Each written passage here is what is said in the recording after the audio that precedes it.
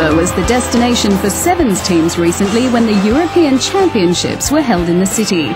The tournament was the perfect opportunity to raise the profile of the sport, which is making steady progress in Germany.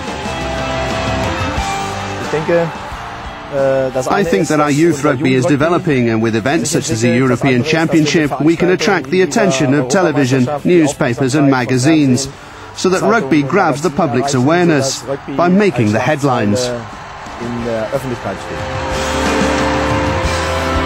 13 countries took part in the event, with established rugby nations like France and England favourites to win the men's and women's tournaments respectively.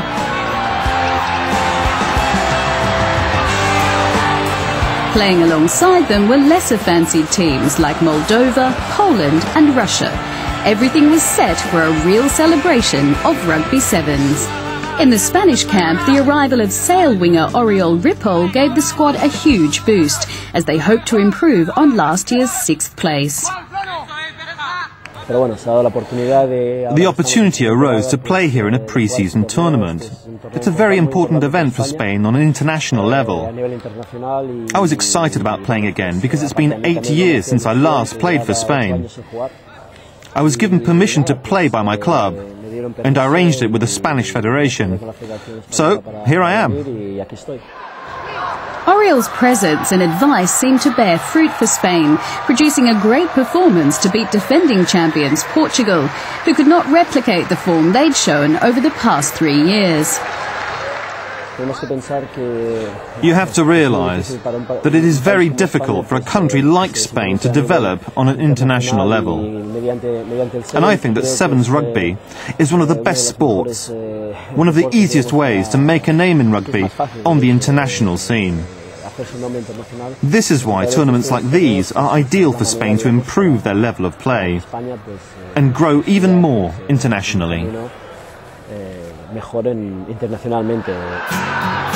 Spain's 14-7 victory meant that they faced Russia in the first Cup semi-final. Russia, who'd only lost to France in the pool stages, showed no mercy against the Spaniards, despite Oriol's best efforts to guide his team.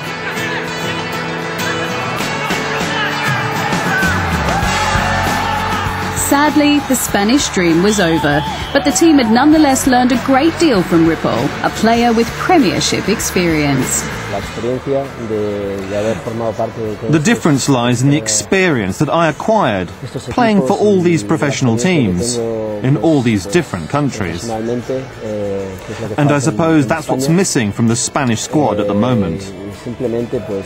I can try to erase any doubts they may have about playing professional rugby. But I can also answer any questions they might have, or give them advice when they ask for it, as long as I can, of course.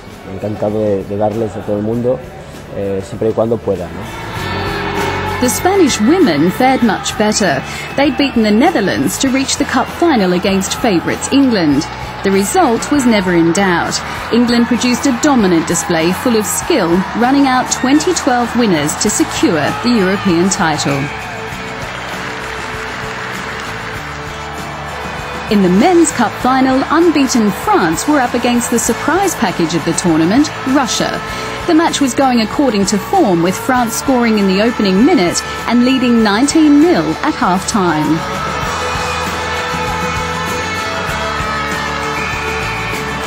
But it was a very different story in the second half. The favourites seemed to fade away, and the Russians, gaining in confidence, scored 4 unanswered tries. At the final whistle, there was despair for the French, but unbridled joy for the new stars of European sevens. We were desperate to win the European Championship after our terrible loss last year here in Hannover. That's why this year we fought hard to achieve our goal. We needed to catch up because we were losing in the first half. We needed to overcome our fears and win that game. We're very happy that we've become the European champions.